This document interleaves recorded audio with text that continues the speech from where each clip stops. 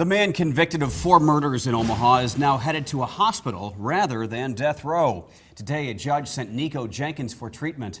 Good evening, I'm Craig DeGrelli. I'm Jennifer Griswold. So what does that mean for the death penalty phase of his trial? Senior reporter Jake Wazakowski is at the Douglas County Courthouse with the answer. Jake? Jenna Craig, it was probably the shortest hearing in Jenkins' case so far, lasting about 10 to 15 minutes. Nikko didn't actually appear, but all parties involved say that he needs to go to Lincoln. Convicted killer Nikko Jenkins, just weeks from having his death penalty case heard, now will head to Lincoln for treatment. In February, doctors Bruce Gutnick and Y. Scott Moore testified to his mental state. One said he was bipolar, the other said he was faking. The judge ruled Jenkins competent to stand trial. He later pleaded no contest in the 4 murders. After another competency hearing, the judge decided his mental state had deteriorated and Jenkins was incompetent. According to law, Jenkins must go to a state-run facility, so he'll head to the Lincoln Regional Center for 30 to 90 days. And we don't have too many options here, so the regional center is the place that he's going to have to be. So no, I'm not surprised.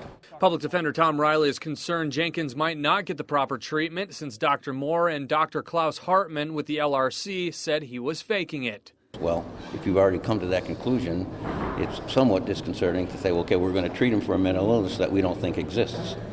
So that becomes a bit of a conundrum. These doctors are professionals. They've been in this business for a long time, and they'll follow the court's direction and do what they need to do and ensure that at some point in time the court becomes aware that he is competent.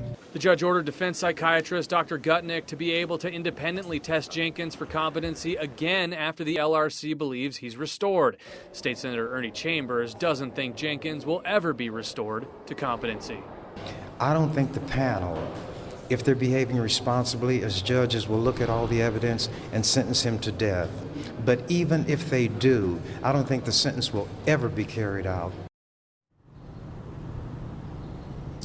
And you just heard from Ernie Chambers there. As previously reported, we did say that that death penalty sentencing phase has been postponed. It was scheduled for August 11th. In about 30 to 60 days, all the attorneys and the judge will get back together and talk about Jenkins' progress while at LRC.